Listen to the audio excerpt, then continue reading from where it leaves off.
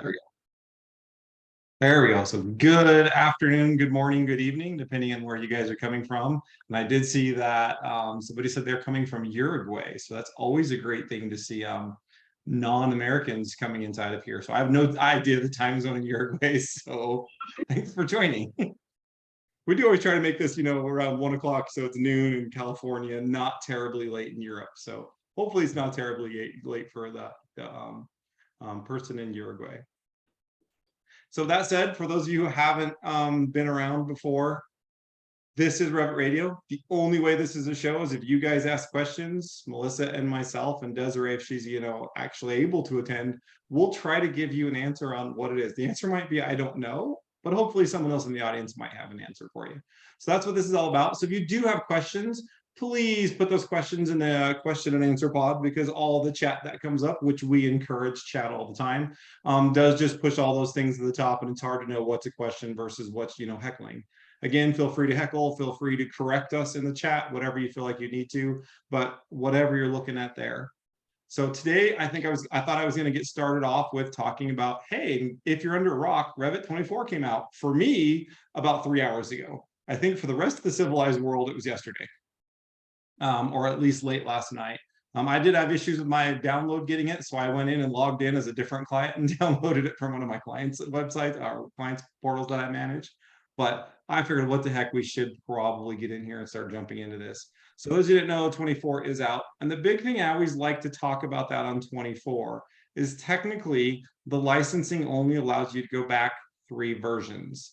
Now, there's a whole lot of different rules out there. If you're on a network license, I believe you can still go back. If you're on a network license of the collection, I think you can still go back 5 versions.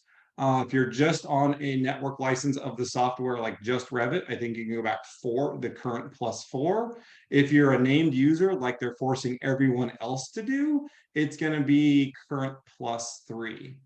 Now, with that said, Desiree did call up her Autodesk reseller and clarify that with them, that for them, they said, if you have it installed, it will still work, but you will not be able to download it to install it inside of there.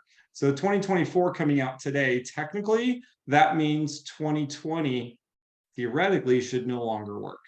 Now, I still have 19 installed on my old laptop. I did open it up yesterday as a named user. I was able to type in my username and the license came through and everything when we got in there. So that should all be fine. But it is one of those things that I always do like to bring up to people.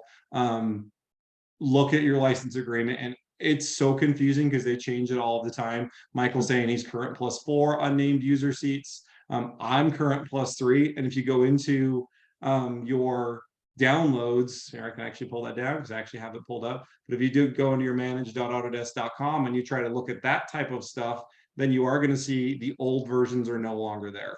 So I do come in here to manage.autodesk.com as myself, and I will scroll down to the Revit version, which it did. I did reboot my computer and that did seem to fix it. So actually I have Revit 24, but you will see, scroll a little bit more, Brian, you will see that you don't get pull this up and scroll a little bit more for this, you will see that I could no longer download Revit 20.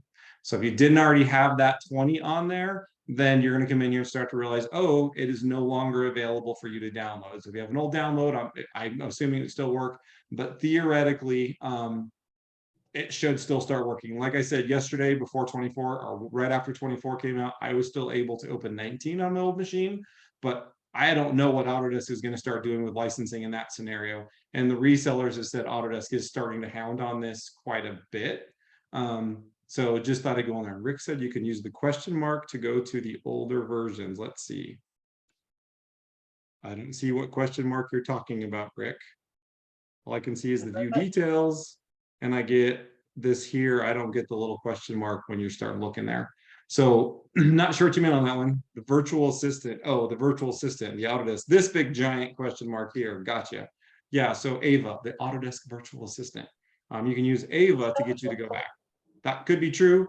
I just know that Autodesk has been hounding the license agreements, partially why they're putting everybody on named users.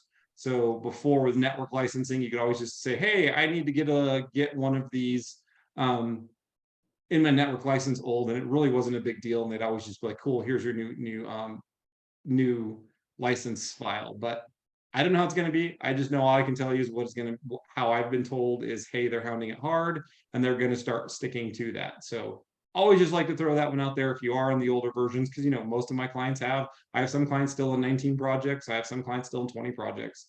So just wanted to throw that out there for you.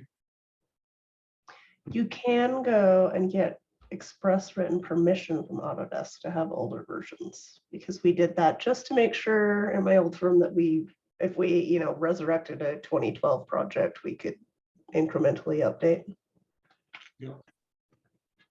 Ray put something in the chat that I did not know. It's kind of interesting. I hope Ray is actual real person and not some bot coming in here and telling us this. But that's very interesting. There's a thing in there that you can actually go log in and it'll record the meeting for you. With that said, I do record this meeting and put it on my YouTube channel. So if you really wanted to listen to this, you can go in and look at it on my YouTube channel, assuming I'm not a slack ass and actually go up there and post it. So it will be recorded and eventually put on my YouTube channel. So with that said, I did see one of the questions came up. The very first question is saying why, and this is from Rick, and I can actually answer this. Well, I can't answer the why on this question, but Rick, and you did not offend me, Rick. Rick said there's new sample models for the English version, the American version, so Imperial sample models for 2024. He asked why. I kind of partially know the why, and the only reason I can answer this is I actually did the structural model. So if you hate the structural model, cool, you can yell at me. Not the design of the project or anything like that, but I know part of the thing was, and Autodesk has been wanting to do this for decades, they wanted to come up and create a project that was all of the disciplines together in a project, linked more like a real project would be, rather than all this discombobulated, nobody's using the right internal origin, it's all kind of all over the place, etc. So Autodesk did come in and contract out somebody who then contracted me to create a new sample project type scenario. If you are going to build, there is going to be a session on the new sample project for the Imperial units. So if you're going to build in, we have two built committee members here, the chairman and the speaker person. If you are going to build, Paul Aubin and I think myself and Harlan are going to be on stage. I can't remember if anybody else is going to be there talking about the new project and why they did it, etc. So if you really want to know, Rick, that will be there for that scenario. But yeah, we did get into it and it was nice because Autodesk did actually say, hey, we want you to do this like it was a real project. So yes, we had an architect, they hired a kitchen person to do the kitchen equipment layout, etc., and things like that. But for me, I took a little bit of it into this and putting things in there that were better than the out of the box. Because I know on the structural models, when you start looking at them, the structural models use everything, just every tag goes to the type name. I thought that was kind of crazy. So I created some new tags in here that actually use like parameters to the file. Imagine that, not just the name of the family, but it pulls out like the heights, the widths, the depths of things, scenarios like that. And then for me, it's near and dear to my idea is to add a bunch of filters. So I know like the default 3D view, or not the default 3D view, when you go into one of the 3D views, there's a lot of stuff that's color coded. And again, just trying to get people to understand that, hey, there is information inside of there about the data you can extract. So here's some information, here's some data, how we could use it in schedules, filters, anything else you want to do. So for me, that was kind of one of those things when I'd get up there. Like I said, the design wasn't ours. It was literally a designed architect project. There's some massive non-realistic, hey, you actually couldn't get this giant ass beam. There's a beam in here. We'll go to my structural only. But there's a giant beam inside of there where it's like, yeah, unless you floated this down the river that's behind it, there's no way you'd be able to get this beam inside of this building. So there are some unrealistic expectations for constructability wise, but at least on the building itself, it is a feasible building and it does start to come through. I feel like I'm going to ask you to prove that these models will in fact come into the same, to the right place. Well, it's actually really bizarre. When you go into the manage links, it already has all of the files linked in and they all are off origin to origin. So all of the files are linked inside of there and they all are set origin to origin. Prove so it. Just kidding. I'm kind of kidding. It was always fun. Like, here's how you can link in models to your class, and then that one's clear over there. That one's over there, and that one's over. Well, I've always laughed because more realistic, but Well, I always laugh because you looked at the old templates, the like 0, 0 wasn't even in the same Oh, yeah, relative position to the elevation markers because none of them were there. It's like, oh, look, here's the 0, 0 in the architecture, here's the 0, 0 in structure, and they were just all over the place. And it's like, and that's why none of the files linked together. Yeah. But so Michael says, so it's entirely not likely most real world models. Yeah, shared coordinates were set up with this. They were, just to give you guys a slight background, there was actually this site in Pennsylvania where they laser scanned all these buildings and they were trying to get somebody to come in and develop them. And then the buildings were just getting old and decrepit and nobody did, so they tore them down. But the theory was there was a laser scan and this would be a retrofit of the building, but we also had to show off Autodesk features. So the hilarious part about it is there's like this old facade under here, but we put a basement under this existing brick facade. So kind of realistic, kind of not at all, because how we go through. So coordinations were ran on this. We actually did this all in the Autodesk Cloud. So this was ran in the Autodesk Cloud. I ran the model coordination on this, and I was going through letting MEP knowing, hey, your stuff's hitting me here, here, and here. So we used all of those fun Autodesk tools. So they are coordinated. The architecture and structures coordinated very well. There was some MEP last minute issues, so it's not coordinated perfectly. But the other example is we didn't want it coordinated perfectly because we wanted to be able to show people, hey, look, here's how you can use model coordination to see what's not going on, etc. So this really was a real project. It was like a 6-month long project. So it was kind of fun. You know, it was fun to have a realistic project, but no actual real deadlines. So that was always a nice thing.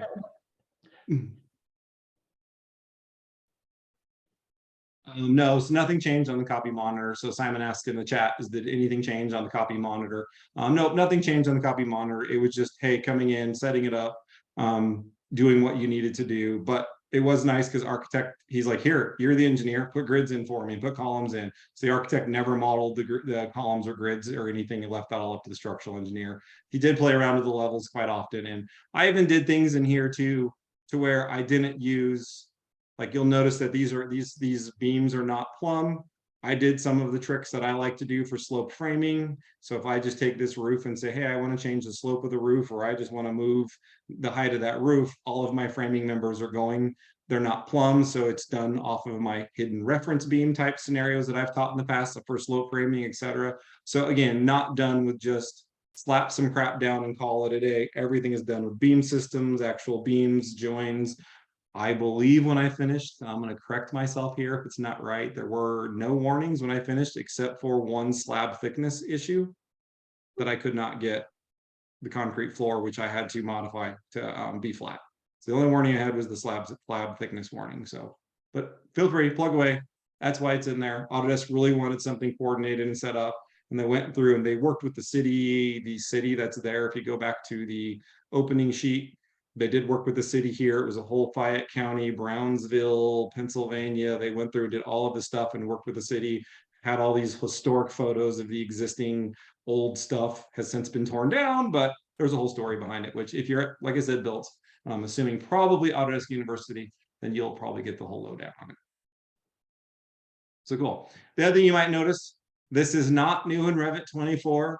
These beautiful color tabs, because Parallax being as great as John and the team is, they issued the update to their tabbed browser, now called Neat UI. They released the update the day before 24 came out. So I do have the new tabbed browser called Neat UI that gives me all my color-coded tabs, enables my tabs for sorting, all of the stuff, including the new feature that they came out with for, hey, make the active tab a different height than the old tabs. So kind of fun, kind of cool. I do have that installed as well. Yet? What was that? Have you played with the squishing? I literally have had this open for 25 minutes. So no. Open a bunch of views and play with the squishing. The other thing, but he did get rid of my favorite feature, which I told him he needed to bring back. He said they changed that in 24. It used to be that it would color code the project browser and the properties, whatever project you were in. That was great. John said he's working on it. So I told him, yeah, when that happens, let's get into that. Yeah. No, the tab squishing is kind of nice because they'll just keep getting smaller instead of leaving the page. Yeah, but I have clients who have 75 tabs open at a time, so I can't imagine it's going to be useful in any way, shape, or form. I know, but it definitely will let them know they need to. Why is there this big black bar across the top? I can't even read anything on it. Cool. So that's all I had to talk about. Oh, no, I did one last thing is on that manage.autodesk.com. If you guys are reading anything about, hey, there's a new feature and that new feature you might not be able to find it in Revit. One of the things I always like to tell people is some of those new features are considered product updates. So if you, after you've downloaded a 24, a couple things in there. One, the out-of-the-box content does not get installed. They stopped doing that, I believe, in Revit 22, might have been 23, but content does not get installed. But if you do go to your manage.autodesk.com, you can go to product updates and you'll see like, here's the MEP metric or imperial content. Here is the database connect. So all of these different tools for the Insight Tech Preview. I know this is something they're touting as a new feature, but you do have to go download and install it. So a lot of the stuff, lighting analysis, I believe, as well as a new feature. When you do start going into it and looking at this, do realize that it might be an additional product update that you need to go download and install to get it to work. As well as if you're looking for the content, you do need to come in here and download whichever content you're looking for, and then go ahead and install it once you download it. So I did want to throw that out there as well. So cool. Any questions we have come up, Melissa? Well, here's Chris was asking if you have any tips to get 2023.1.1.1 to install without erroring out and looking for the original install files, which don't get copied into the Autodesk folder like normal. Because why? I do believe there is a workaround to that. I don't remember what that workaround is. I know Aaron Mallard knows this one. For me, it's literally looking for only one file, and I believe it's the setup INI. I forget what it's called. If you can just find that and download that and copy it to a folder and point it to that folder, then it will stop failing for you. But yeah, it is an issue, and it's hilarious because they used to have this issue back in like Revit 20 and 19. They fixed it for like 21 and 22, and then all of a sudden now it's dead again. So I don't know why they broke that for 23, because for me, I have a limited space on my hard drive, so I always just deleted the installs after I was done. Then I went to go install that update, and I'm like, oh, frick, really? So I had to go download and extract the stupid installer just to run the update. And then I did keep that one. It's an INI file, but I can't remember what the name is. I did keep that one INI file, and then I just deleted the rest of the stuff out of that. I just pointed to that one INI file. So that's my trip workaround to it, but I don't know if there's anything else that you can get with that.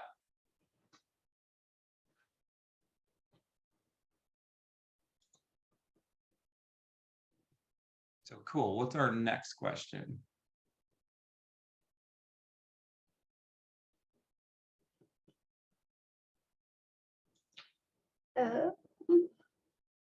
Well, do you want to, Paolo was asking if you can share your top 24 features, you know, besides top 20?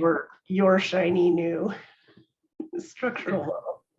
I just did this because that was the first question. So actually, and this was something that, we in the beta world got to see some of these new 24 features. One of the biggest ones to me that I think I'm kind of excited about, and I haven't got to play with it in the real world, is now when you go to your insert and you go to link, I can't do it from a sheet. Let's go to a 3D view. When you go to your link information, you can now link coordination models.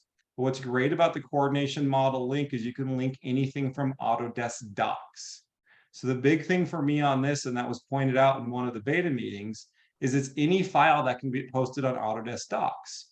So guess what? I'm in Revit 24. If I drag and copy a Revit 23 file up to my 24 BIM 360 project, I can now link in an older version of Revit into this one.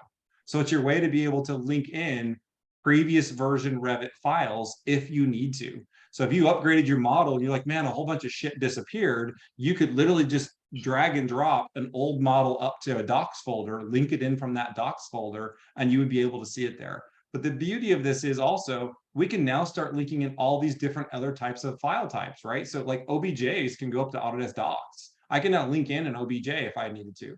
It is a coordination model. So historically with coordination models, we haven't been able to like see them in renderings or anything. So like I said, I haven't totally played with this to see what's going on, but that to me is going to be a great thing. Like I'll be able to link an IFC in directly from Autodesk Docs without having to go and copy it and move it or bring it in as a Revit, whatever. I'm going to be able to start doing this. So to me, when I heard about this, I was like, wow, this could be a big game changer, assuming I'm actually going to be able to print the stuff, see the stuff and rendering, etc. So I'm not totally sold on it yet. Haven't looked at it. But with that said, they also did then come in and give a lot of snapping features and information features for the stuff coming from Docs. So if you did link in something from Docs, you're still going to see the properties that Autodesk Docs can see in it. So if it's an old Revit file, you'll see all the Revit properties when you click on it. If it's like a CAD import, you'll see the layer, etc. And Jason Pekovich said, so they don't have to be the same version when saved to Docs. So as long as you're not collaborating your Revit file, no, it doesn't have to be the same version. If you just drag and drop through Windows Explorer or, you know, on an internet browser, your Revit file up there, it can be any version you want. Those files don't get upgraded when you upgrade the Docs hub. None of that happens. It only upgrades cloud-based or collaborated Revit files. So no, they can be different versions. And when somebody said that in the like meeting, I'm like, how is nobody else freaking out about this in the beta meeting I saw? It was like, this is a big deal. I can link anything in now. So yeah, that brings us like 60 new file types or 40 new file types that we can start linking directly into our Revit file. Again, haven't played with it too much because I didn't have a docs file in the beta. So gonna have to be able to go in and now start really playing with this and saying, what can I do besides just the NWCs that we've been able to do before?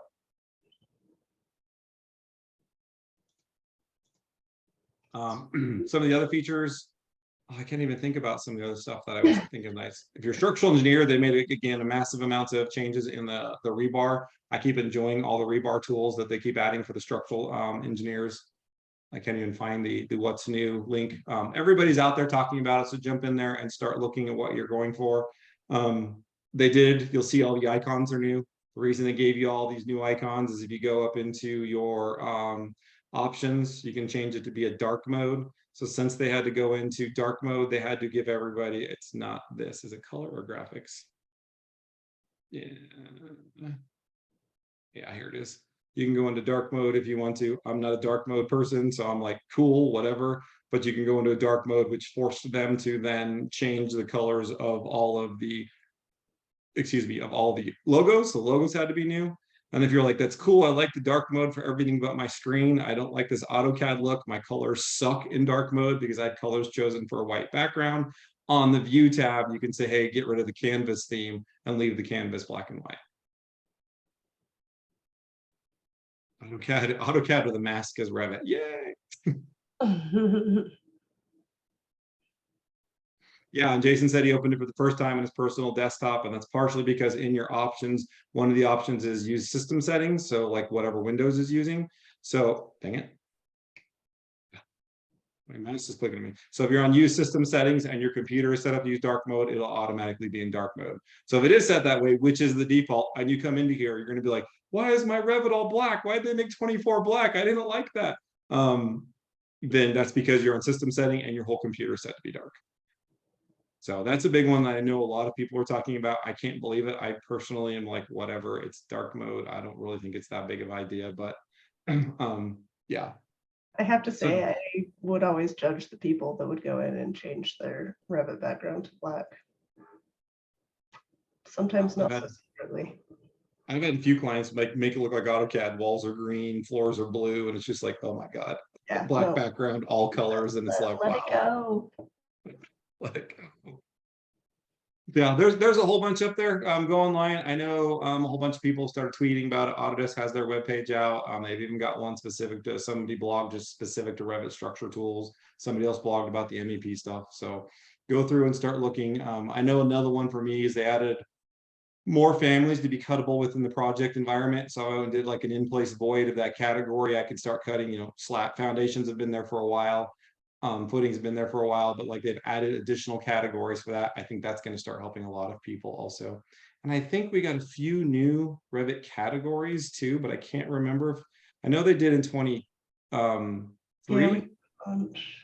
but I think they added a couple more in Some in 24 as 22. well. But yeah, I think we got some more for all the topo surface stuff. The top was solid. Yeah.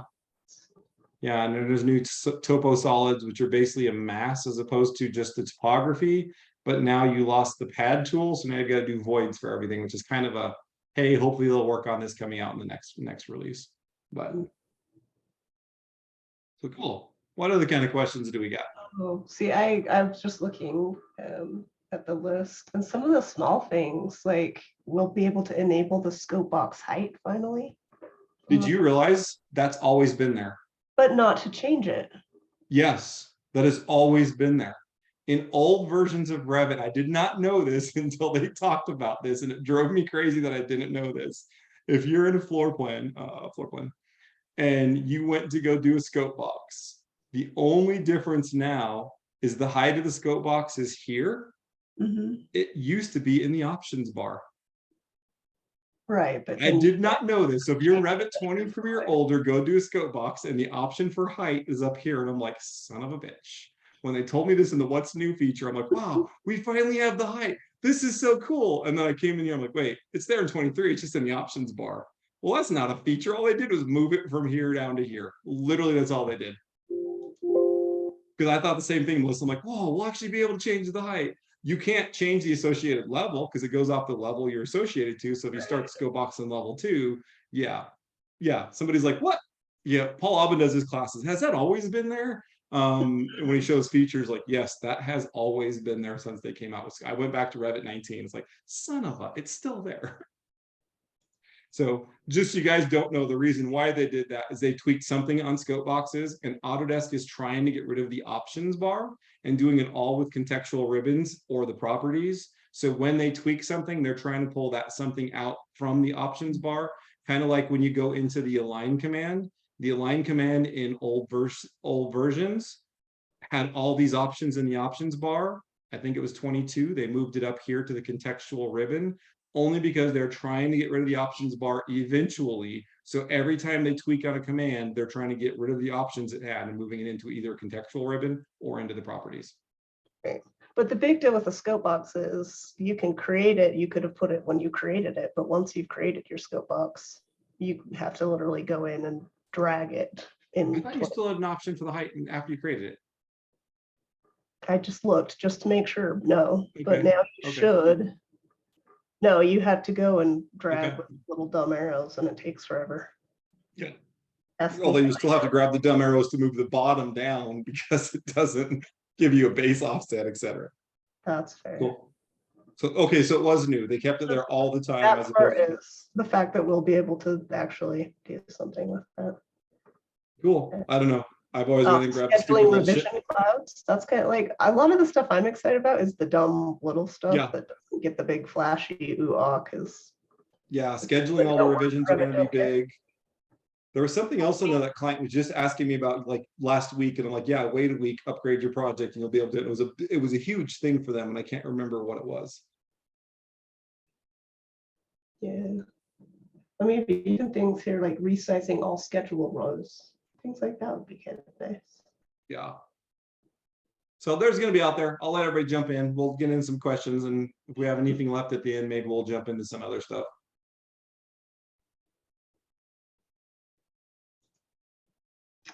All right, so we did those.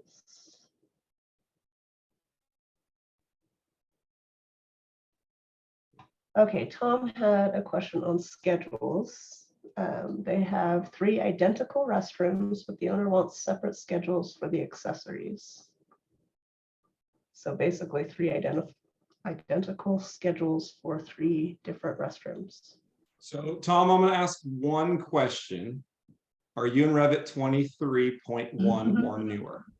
Because if you are in Revit 23, they added to any schedule what we have with keynote schedules or legends, I should say, because what their technical term was.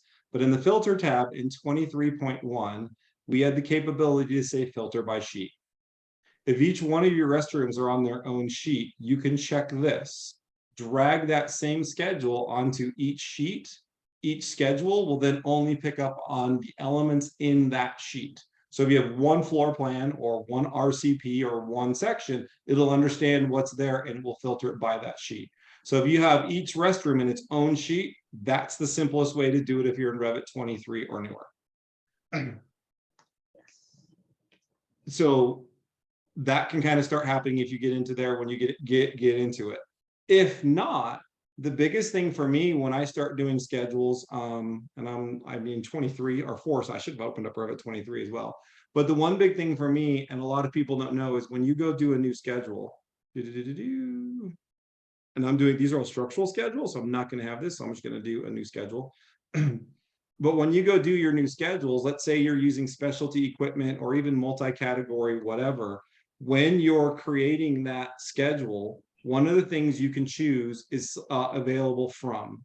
So if I can come up here and say, oh, I want to not just grab it from specialty equipment, let me go grab it from the room.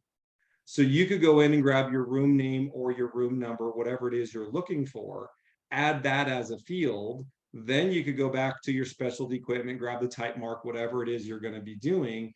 And then you could just go to your filter, duplicate that sheet 3 times, obviously, and then your filter, say room name equals XYZ.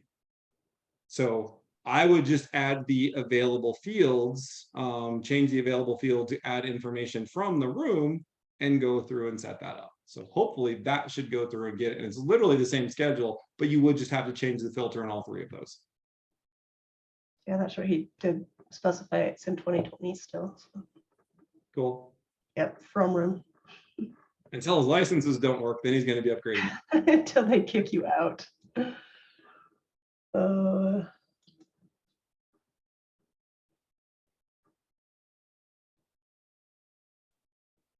Okay, let's see. Michael said he's got a new glitch that he saw today. You can get duplicate, identically named levels in a project via nested groups, and those can cascade. Oh, fun. It's like nested glitches. I'm not sure how to make use of this yet, but you can get duplicate named stuff this way if you want, but not sure why you would want that. Yeah, that just scares me. No, I don't think that's a new glitch, Michael. I believe I remember seeing that when one of my clients, they were like, oh, I want to bring this project into our template. It's like, what do you have modeled in the non-template version? All we need is the model stuff. Cool. So they linked it in, they bound the link, which then turned that into a group. When you bind the link, it says bring in levels, and they did that. But before they ungrouped it, they had 2 level 1s, 2 level 2s, etc. Once they went through and did the like ungrouped it, it left them both, and they literally had 2 level 1s. I'm like, there's got to be 2 spaces or something in this, and I like went through them, and it was like, no, there was not. So I have seen that before, where you have groups, a nested group that you bring in that had levels, and you can see both of those levels. Well, So it's that's not bad, a new if you glitch. try to delete one, you'll lose random stuff, right? This was a few years ago and I don't remember, and that's just why I've always told people is if you bring a group in, uncheck bring in levels and grids. You've already got those in your file. So personally for me, since that issue has risen, whenever I tell clients to do exactly that scenario, I tell them to create the grids in this file, and then when they bring it in, just don't recreate those. Just make sure you go through and say, yeah, no, don't bring the grids and levels and detailed stuff across. Okay, good to know. Yep, and Mike said you do lose you do lose anything that's on the same named level. Yeah, that's super fun. See which level 2 it's on is a crapshoot. Yeah, there's 2 adding utilities that I use for that, because I get that quite often, Michael, is if you have ideate tools, you can specify through the browser which, and I don't know how it would do with duplicate level names. I think it would break them apart. But if you go into your Project Explorer, I think it's called, what's it called? Opening 23, so I can talk about some of the stuff. But if you have that, if actually using that, it'll differentiate. Oh, so it doesn't. Cool. So no, it doesn't.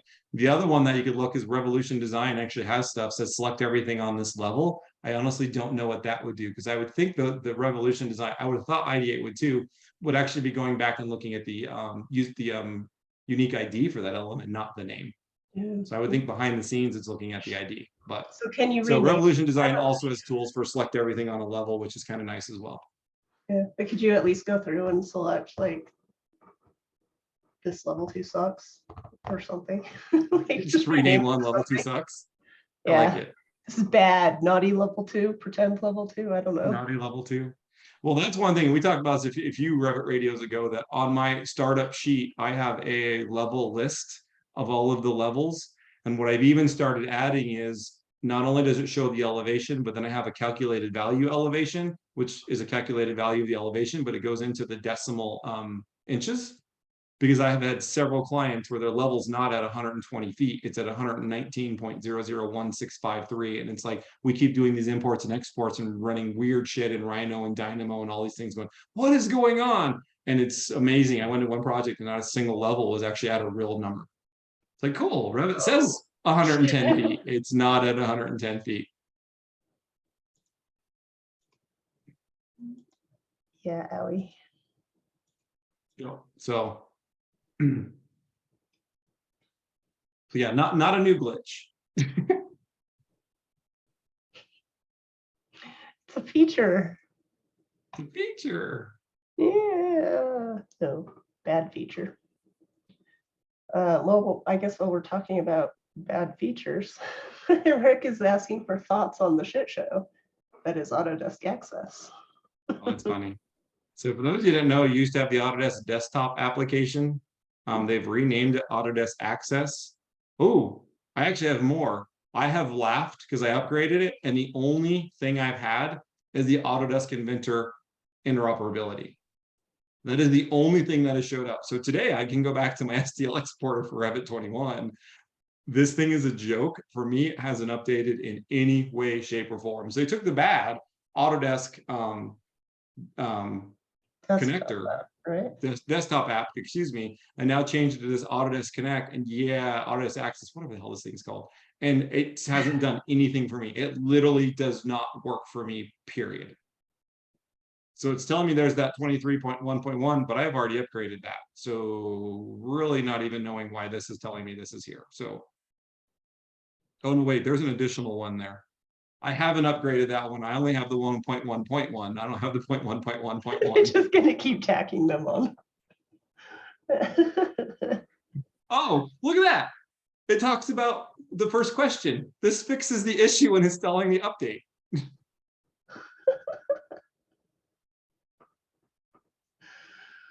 There you go. So I think that very first question, whoever came up and said, I don't even remember what it was now. There's your answer. Don't install the 23.1, install 23.1.1.1. The 23.1 cubed? I don't know. No, Rick said it's still doing it on 23.1.1.1. Yeah, I don't know. Got nothing for you. But yeah, this thing cracks me up. I literally, since I installed it like the day after it came out, I've only had the Autodesk Inventor interoperability tool. That is it. And I know, and especially now that I've got 24 installed, I should have all of those other things. I know there's other updates I don't have. It's just like, yeah, I don't get it. So yeah, no, they took something that was bad and made it worse. I honestly don't use this too much. For me, again, I go to the manage.autodesk.com and that's where I check for things. Yeah. Well, there's the big Twitter wars about it. No, so many places don't want everybody to just be downloading random updates and putting them in. Because that's super fun when the one random interiors person upgrades their Revit and suddenly breaks everybody else's stuff. Oh, so Jason said, yeah, that's what he meant when he said use the Autodesk Access. I missed your comment, Jason. And Rick said, cool, it installs it, but every time it says, it's like, oh, the update keeps coming back. Cool. No, you didn't miss Jason's comment. They just renamed it in the meantime. So now it makes sense. Oh, yeah, good times. Now that 23 is open, I wanted to go to Revolution Design and just see what his tool was called. I don't use it that often. Rehost. Yeah, level rehost. So Revolution Design has one up here called level rehost. You select a whole bunch of levels or elements. It'll say, oh, here's a whole bunch of this. It's on this level. What do you want to rehost it to? And then he's got the quick levels. He's got the quick level select, which I think filter. So you can select a bunch of things and then use a filter. So these tools work hand in hand. I haven't used them a whole lot together, but when I do need to use them, oh my God, they're amazing. It's like, oh, let me grab everything that's associated to level 2. Sweet, I need to move that to level 2 TOS or whatever. And now I've rehosted them. again, I don't know how this is going to work with it. Hey, let me move it from level 2 to level 2. I don't know what's going to happen. What could possibly go wrong? But then this was the one I was even talking about, and this is my 23 file. I've upgraded this in my older template, but this is one for me that when I start looking at the level schedule, what I've been doing, because I've had so many clients have this issue, is in my fields, I have added an elevation working, I call it. So I go do a calculated value. I call this one my elevation or real world or whatever you want to call it. And basically, this is still just going to be a length, and it equals the elevation. That's cool. It's going to be the exact same thing right now. But what I end up doing is then I come up here and I go into the formatting and I grab the elevation working and I change the field format to be inches. And then I go out 10 decimal places. And I say suppress trailing zeros. And you would be amazed when you go do that on a project, how you're going to see that some of these start pulling out 0.001649. And you're like, oh my God. It's amazing to me to see that. And it blows me away. But most of my clients' projects, I do it, I go in and there's at least one level that's complete. If they have like a large building. Super. So cool. What other questions we have? Let's see. So Rick said, I'm confused by this. Alphanumeric sorting in project parameters list is already automatic. For instance, in the project parameter list, I added a parameter for project information category. It appeared in the list in alphabetic order. Now, when I look in the project information dialog, that new parameter appears in there in the order in which it was created. So I think the idea is to be able to sort the parameters in the dialog box in which the parameter appears, project information or properties. So if you So yes, when you are in the project parameter dialog box, this sorts alphabetically.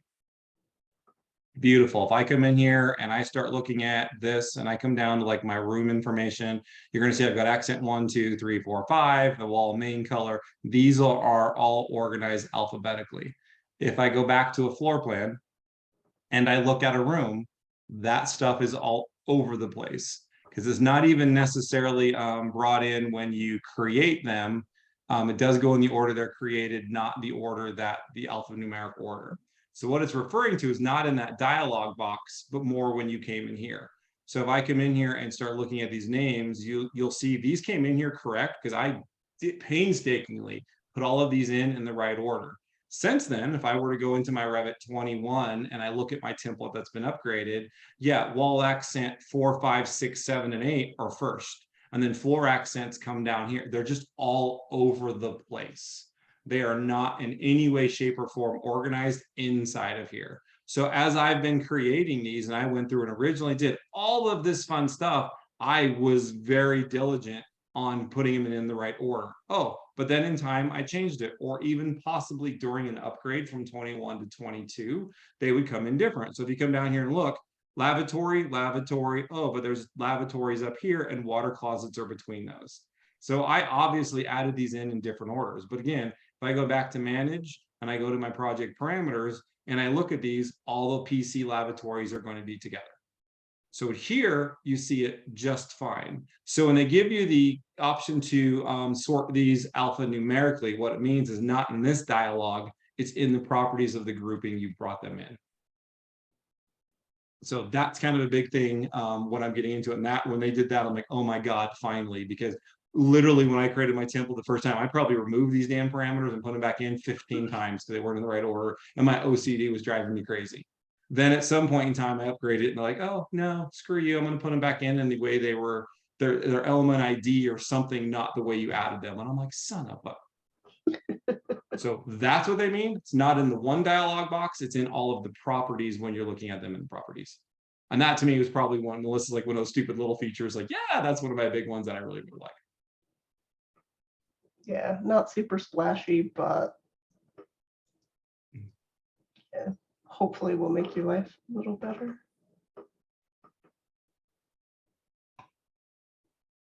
Okay. Oh, how about a stair question or a stair schedule question? Look at that. You're even to stairs. So in the stair schedule, the tread thickness and width parameters don't show any values. Do you have any solutions for that?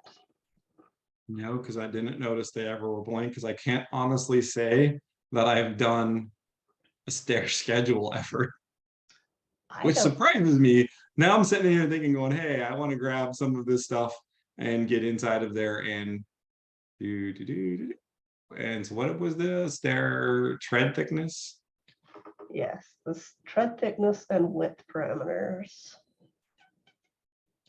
It does seem like that should show something. Oh, look at that. To me, I'm thinking it probably won it, and the reason for it, and this is why I'm coming into this. This is the stair. I've scheduled a stair, right? But that's this stair. If I were to come back here and edit this stair and be like, okay, that's cool, but what if I did this? And then I do another run like this, but I want this run to be 6 feet wide. This is still a single stair, but now I'm doing this, right? I can even come back here and select this run and be like, oh, I don't want the standard run. I can change this to be a different run. So I can understand why those are grayed out when you start getting into it. My brain is telling me that that could possibly, and I'm just guessing here because like I said, I've never done this before, that if you did a stair run schedule, that it might be part of the run. So let me do the run and say, okay, and let's see if we get the same values in the run. So see, we still get all of the information. I don't need assembly. We still get all of the stuff on there. No, we don't get run and we don't get tread thickness. So see, I was guessing I was completely wrong.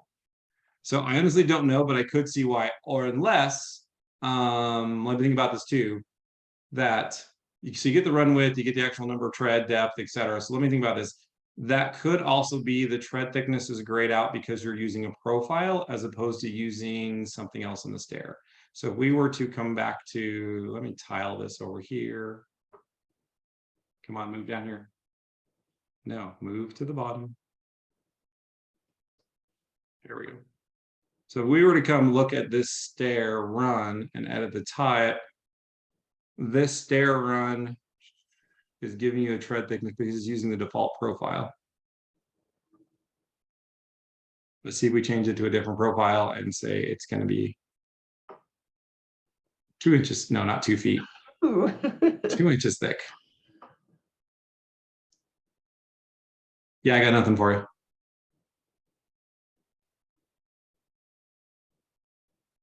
But of course, it's going to make me curious now. So now I'm going to be, spending way too many billable hours to try to figure out why. I have a feeling it's just one of those things that is how it is. Like, I don't know if anybody's ever noticed this. Have you ever noticed that when you do a curtain wall, there's a thickness value to it, but you can't change the thickness value to it? So when you just hover over a curtain wall, there's like, you get the line there, but there is a thickness to the curtain wall or width, whatever it is, I forget. Curtain walls, I think it's a type property. It's a type property. Where is it? Somewhere in there, there's like a thickness value. And it's funny because I noticed this when I was doing slope glazing, that there's a default thickness to it. Is it instance base? I don't remember. But when I was doing it with default glazing, because I was telling glazing to be top or bottom justified, it was going to whatever the default thickness was, and it wasn't allowing me to do that. It's kind of like, huh, what is going on? And maybe that was in Revit 20. No, I was in 23 when I was doing that. I swear there was like a thickness or a width. Crazy. Now I can't find it. I literally had a discussion with another Revit geek, and they were like, yeah, that's bizarre. I never noticed it. I'll have to go back and find it. Maybe it wasn't curtain wall, maybe it was slope glazing, or not slope glazing, it was curtain system. Might have been a curtain system. But yeah, it's really bizarre. So there's things like that there's just, for some reason, the value's there and it needs to be there for your use, but they can't report it in schedules. And it's one of those things that, why are you even showing to me if you can't report it? So I don't know why you have that. The thickness and the width, you would think those absolutely would come into play. Yeah. And if not there, I would have thought it would have come into play, at least in the run schedule, but you don't even get that as an option. So nope, I got nothing for you. Sorry. I do always say we have an answer for them. The answer might be, I got nothing. Well, there's an answer. So what else we got? Well, we have a question on topo surface. I don't know if you feel topo surfacey. The topo surface stuff. So I'm assuming Rick is talking about 24. New topo solid and Yeah, the topo solids. So on the man in 24, there's now topo solids. You'll see that the topo surface is gone, but you can still do it the same way, create it from a sketch or create it from an import. This is going to be very similar to more of like a slope floor type scenario. But if you do say create from import, the nice part is you can still copy the like contour lines and go through and create this out of there. When you say create from sketch, it's now going to start representing and looking more like a stair or a floor. You're going to see that it's the same. I still got to extend into wall cores, which I thought was hilarious. That was put in there going, okay, this is okay. But you'll still see you've got the boundary lines, you've got all the different shaped lines, etc. You can even still use pick walls. So if you already have your building in there, you can create that solid around your building. So like if I really wanted to, I could be like, hey, here's going to be my topography. I'm going to do this. And then I can still use the pick walls feature and be like, hey, let me pick all of those walls. And then we'll just trim these two up. I'm not going to spend time picking the rest of the walls. But we can go do this. And just like any other sketch mode, floors, roof tills, all overlap. Yes, I know they're overlapping. No, don't cut it out. But if we go back now to my 3D view and start to look at this. Come on.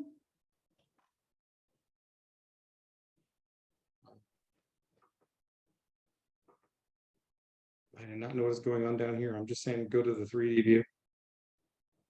Ooh, that's new. Give you a percentage of where it was. Not like it's real, but let me grab this linked file. Let me hide that. And I probably have topography turned off.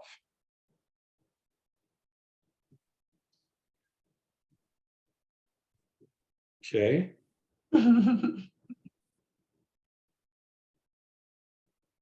Where the heck is? Oh, it's this thing here. Sorry, didn't give it a thickness. So here's that topo solid. So it is going to work more like a floor when you start coming here and looking at it. So you can start doing subdivisions. You can start adding points. You've got to start with that sketch object first, which I thought was kind of bizarre. But you can do just like with your modify sub elements in a regular thing. You can add the point in here, and this is what it's going to do for the like if you're creating from a not from a sketch, but from if you're creating from like select what's the word I'm looking for like you're reading AutoCAD file, then you can pull these up, pull these down, just like it, and you can start to see it is kind of more coming in and it is giving you solids. So it's very, very similar to the floor tools currently that we have, but you'll see that it's going to start giving you more contours rather than all those triangulated surfaces. So the big difference between the two is you get more contour lines off of it rather than all of those triangle. Like if I do the modify sub elements, like you saw, this is showing me all the triangulations, but it then takes those triangulations and add contours. Other than that, it's very, very much the same. We still can host railings to this to get them to start doing the slope or whatever you want to. They're going to start adding more stuff to this. So this is a big one to me that it's going to be like more of a, hey, check this out in the future. Right now, it's kind of cool. I do know in this thing they did, part of the reason we had to put a parking garage under this building is they wanted to show a tunnel coming underneath this. So there is a topo solid in the architectural file, which I think it's its own site file. And then there is a tunnel that cars can drive through. Total not realistic. There's no utilities underneath this road or anything, but then there is a tunnel in that topography with dirt above and dirt below. So it is one of those things that's the big thing. You start with your original sketch, then you can start coming in. The big thing that I liked about this is in the past, and I don't know if the What's New talked about this, but in the past, if you had some civil file and you had points that came in here and then back out, Revit would void that out. It'd start creating these phantom rogue contour lines. It now understands the perimeter surfaces and it will do it more closely to a civil file. So that to me was kind of like, well, that's very cool at the very least. You will see now it doesn't go all the way down. It is a thickness. So this topo solid is what gives us that thickness. So if you're like, oh no, I want to change that, you can edit the type. You can make it however thick you want, just like a floor. So no, I wanted this to be 30 feet thick. Yes, I know it's still overlapping the floor. And then boom, now it's 30 feet thick. So you all need to go into your new template or your template for 24 and start creating some topo solids that actually have some thickness, not just the 1 inch thick, 1 foot thick. So that is kind of a thing to realize as well.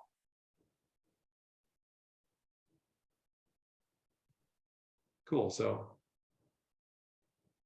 is that all the questions? Looks like we might have one more. We do. So our last one so far, I guess we've only got 3 minutes, so we don't have to beg for more. So the last one from Mark said, it hasn't been changed this year, but do you see a future when IntelliSense, used in coding, is added to family types formulas so it reads parameter names instead of manually entering them? I know something similar to that has been coded for, or it been wanted for a long time. It would be nice if it actually did do that. Yeah, it doesn't. So when you're doing the formulas, you want to pull out the other parameter. I always just go up and copy. When I'm in a family, I go up and copy the name before I start typing and pasting it. Or even at the very least, just like what I did with the schedule, give me a browse feature when I created that schedule with a filter. I mean, I would love to be able to have something like that. It's like, hey, I'm in a schedule. I'll see I have my level schedule in the 24 template. But if I'm in a schedule and I come in here and you do formula, you can at least go browse to all the other goddamn parameters in there. That would be the very least. I would love to get this. Oh, here's all the parameters in there. Let me go choose and select something from there. That would be super nice. But no, since it's in a text field and you're just kind of doing it in the formula field until they revamp that, I can't imagine that happening anytime soon. It's kind of a low thing on the totem pole because, you know, 80% of Revit users don't even create content. So when you start talking about, hey, let's make formula in creating content easier. Yeah, you know, most of the people out there don't create that much parametric content. So yeah, I can't imagine that actually happening, Mark. And I did notice there were a couple questions in the chat right here at the end. And I think we can address the one from Ben because I like to hear this opinion from everybody else as well. Yeah, so if everybody hasn't seen it, Ben was asking what everyone does for line styles and line weights. Do you do out of the box or are there useful modifications? I do not use out of the box. And the only reason that's not what I wanted object styles. The only reason I don't use out of the box, and I'm pretty sure Parallax does this the same way. You'll see that, well, all of these are the new categories. It's also very handy to know that when they create a new category. So I do not use pin 1 for any of my object styles.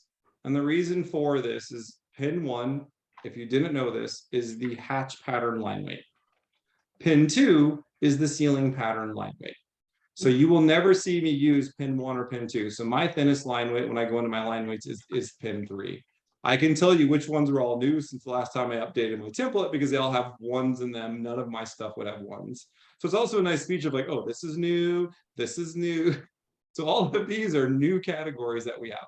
But so I start with pin 3 and I make my pin 3 the thinnest. So if you actually go look at my line weights, and I know a lot of companies do this, it's very odd, but you'll see that my pin 3 is sometimes as thin or thinner than my pin 1. Because pin 1, again, is the hatch pattern. So I don't ever use pin 1 or 2. That's how it's there. There has been discussions and polls in the beta forum or Autodesk, if you're in any sort of thing, about asking, would you like a separate category for hatch patterns, etc. If that happens, then maybe we'll bring pin 1 and pin 2 back. So for me, my thinnest pin is 3, which works great in my stuff, but it does suck for all of the consultants.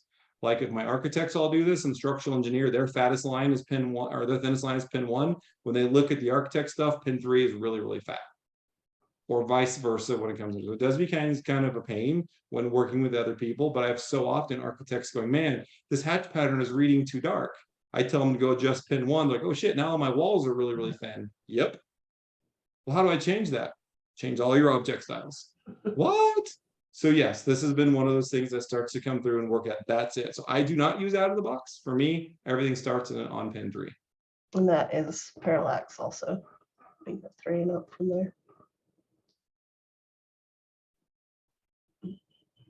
And Jason's saying the edit box is way too thick for line weights.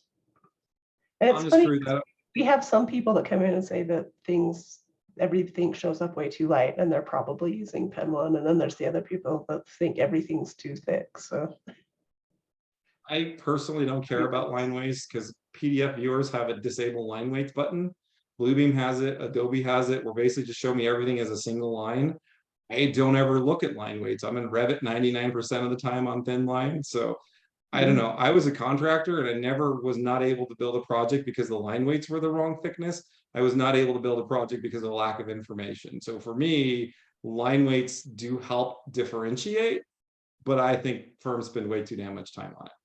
So I actually had a firm way back in the day that had a line weight micrometer, and it was a little thing they could put on a piece of printed paper to tell you how fat that line printed. And it would tell you, it was like some little digital thing. And I'm like, oh my God, you were taking line weight to the next level. Yeah, I don't care. I don't even print on paper anymore, so don't really care. No, Ben's following up with how about line style naming? I'm not big into the line styles. I go into firms and they have hundreds and hundreds and hundreds of line styles. For me, I have 1 through 8. And again, I've got this solid 1 in case I'm trying to draw something where there's a hatch pattern, etc. Notice I don't even have a 2. I just start at 3. But I know a lot of people come down here and they've got, oh, this is my line style for this. Well, most of my stuff is model geometry and I'm not drawing too many lines manually. So I don't agree with that. Now, there are times where I'm like, shoot, I don't want to go model a reveal in this building. So I put a 3D model line on it or whatever.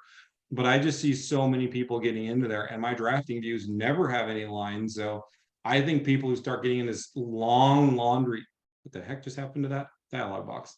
People who start getting this long laundry list of line styles because they're not modeling as much as they should, is my opinion. Yeah, and we have similar where it's 01 for the thinnest, even though it's set to 3. And we'll have a solid, sometimes a center line or a hidden, just for whatever. Yeah.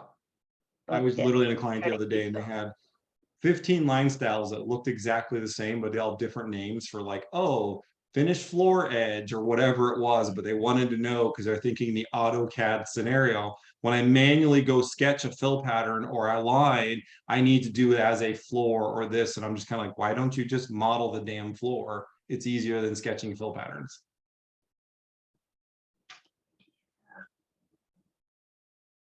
Yeah, Michael's saying the same thing. 1 through 5, hidden, small, large, whatever, and then white. So I don't know. I think, like I said, I don't know. What's the worst you've seen, Melissa? I've been in someone, I literally think there was like 190 line styles. I'm like, wow. Okay. Yeah, I don't think I've seen that bad, but yeah, there are definitely some, and it's like, okay, so now you're forcing people to spend all their time searching through this giant list when really, yes, it should be modeled probably, but yeah. There you go. Vincent apologized that he had a couple of questions in there. I only saw one other question in the chat from Ben. I lost it. Oh, he's talking about the splash page. So it said, how do you create and what do you use on a splash page? And it is a concern when sharing models, or do you somehow purge a sheet when you share? I think the world is too overly cautious about sharing content. Personally, I share a model. I don't go through any crazy things. I had a client before, and don't get me wrong, there was one family that we spent 200 hours creating this family, but unless you have a tutorial on how that family worked, nobody could use that family because it was so complicated. Their staff used it. It saved them weeks worth of work when they used it. So, but they were so worried about that they literally wrote a routine. And this was way before Dynamo, but they wrote a routine that basically would swap out all of the families in their projects with other families. But all they did in those families was delete all the formulas. So still had every single parameter. So the parameters would be there, the family would still be there. And every time they submitted this file for an architect user, every week they posted it, they would spend an hour replacing all of those families or doing what they needed to do. And I'm kind of like, wow, that just seems crazy to me. I know I give my stuff out and it's kind of like, cool. Now you have my door or my casework, and experienced Revit users will be able to figure it out. but an average Revit user, unless they get into it, are not going to understand it. So I personally don't care. But on my startup page in 23, mine is a sheet. And I think most people, way back when in Revit, everybody's like, do that as a drafting view. But I think most people now have done this as a sheet. And the reason why most people have done it as a sheet is this can be a title block, which can pick up on information from your project. So if I were to go into my project information and say, hey, you know, this is project X, all of that information you're putting here can get picked up on that little startup sheet automatically. The other reason why I did this way back when is because that way I could also go in and check every revision. So I could just go through here and check every single revision on the sheet so I can see what revisions are being used, how are people using those. But more importantly, now I can also put schedules on here, and every single one of those schedules are going to be able to be some QA things that are going to see what's going into the project. Like I said, for me, it's this crazy level schedule. The other one I always do is the Revit links. And this one is actually, yeah, and I got to go back to my 21. I haven't upgraded it to 23 in a while, but I also have, is it room bounding, what work set is it on? All of those things are in these schedules, so I can kind of use this going in. I went in and created a work set schedule. It's not actually a work set schedule. It's a multi-category schedule filtered by work sets. So I can start to see what are all the work sets that people are using. So if I get in there and see a list of 75 work sets, I can be like, oh my goodness, what's going on? And so those are the types of things that for me, it's a sheet, it's there. I just need to make sure that this appears in sheet list is unchecked so we don't actually schedule it. So those are the types of scenarios for what I do. And again, I don't care. It's a freaking schedule. There's nothing proprietary about this. Anybody and their brother can go create this schedule. Cool. I have one where I added a calculated value to all of this information is just schedules. And I know there are other people out there who use some sort of like add-on tools, like Ideate's got some tools that you can run. It's called Ideate Automation that'll run like reports out to Excel. Then they bring those Excel sheets back in every time you open up the project. That gives you, here's how many warnings you have, things like that. I try to stay out of the box, etc. when you get into there. But so for me, I don't really care. And even if you are using an add-on utility that does that stuff, no one's going to see that Excel schedule. They might not even have the add-in to do that Excel schedule, so it's not really going to matter. So I don't know. To me, I share everything. The more we share, the more it makes our industry better, the more it makes everybody better. And I don't know, it's just kind of my scenario. And don't get me wrong, my job is dependent on creating content and sharing content with people, and I get paid to do that. But I still just think, hey, it's one of those scenarios. So cool. Well said. And I think it was Simon, somebody put in the chat. I don't even see where it went now, but somebody put in the link to, or was it in the questions actually? But somebody put in there a link. I'm going to post that link here. So if you wanted to see the what's new from Autodesk, I'm going to go ahead and post this in the chat. If it was already was, I didn't really pay attention. I think that was just in the question and answer pod. So there's the what's new in Revit 24. If you guys want to get into it, and again, just go to your manage.autodesk.com to go ahead and get into your downloads and start getting the downloads. You might not have installation rights depending on your company, but there you go. Jump in, start checking it out. And even if you don't have those install rights, do start bringing it up to people that, hey, 24 is out. That means we need to think about licensing and what old versions are going to be going out. Yes. Oh, see, now I'm just looking at this little thing, add automatic leader for room tags instead of that stupid, like. I hate this one. This one I do not like. Oh, you don't like that it automatically does? No, because there's been times where people like moved a wall, and I want when they move the wall, I want it to move all 500 room tags into that room, because hey, I moved this, the tag was here, I moved the wall over. That's still the office, but all the tags were over here to the shift. Now they're all over something else and it gets leaked. So now I have to go move all 500 of those tags. There's no way to retain and say, no, move to room. It just automatically adds the tags. Oh, I thought that was still a setting, but maybe I haven't looked at it in a long time. Maybe they did, I don't know. But when I tested it out in the beta, it didn't give you move to room. It's just like, oh, we automatically added tags. I'm like, no. Plus, when my clients have like maybe 6, I'll take that back. We'll see.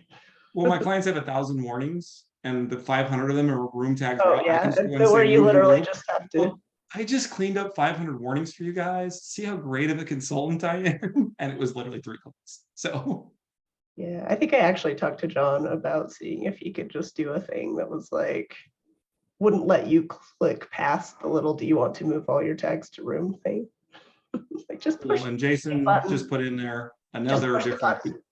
between what's new. So Cool. like I said, Yeah, it's all over the place. a bunch. Yeah, I've seen like 6 people promote their blogs on it, etc. Oh, this was a big one. You can Oh, now move your cloud model cache off of the C users folder. That's actually a pretty big one. okay. See the draw order improvements. The 2D draw order thing has been driving me batty when it's like you get it all looking nice and then you pull it into your project and the thing is behind the whatever. Yeah.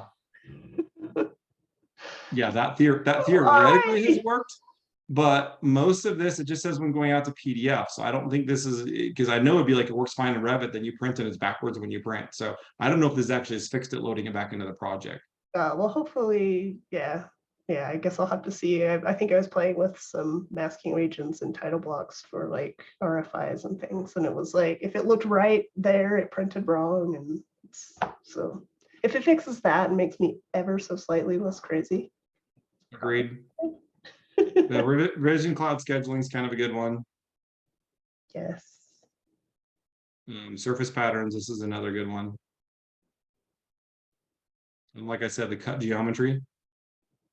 So Yeah. this is kind of nice. Granted, they're showing topo surfaces. You can now cut walls and stuff out of the topo surfaces. But they've also, I think, added a couple other categories that you can do cut things with. So Yeah, that should be pretty sweet. yeah, so I don't know, there's a lot on here. Like I said, this is one that people have been happy for. You can actually see textures in your 3D file. No, mine Revit 24. Here we go. So we now no longer only have just consistent colors and shaded. We now have textures as well. I probably have 0 textures on my structural steel. Concrete might have some sort of texture. There you go. It's like you But can. it's not realistic. It's just going to show you the images, etc. So it should theoretically give you a little bit better of a textures than being in realistic mode. Nice.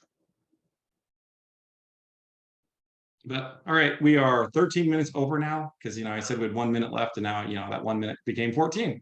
So appreciate everybody for coming in here. Again, tell your families, friends, enemies, anybody else you want to be non-billable for an hour, your competition, whatever.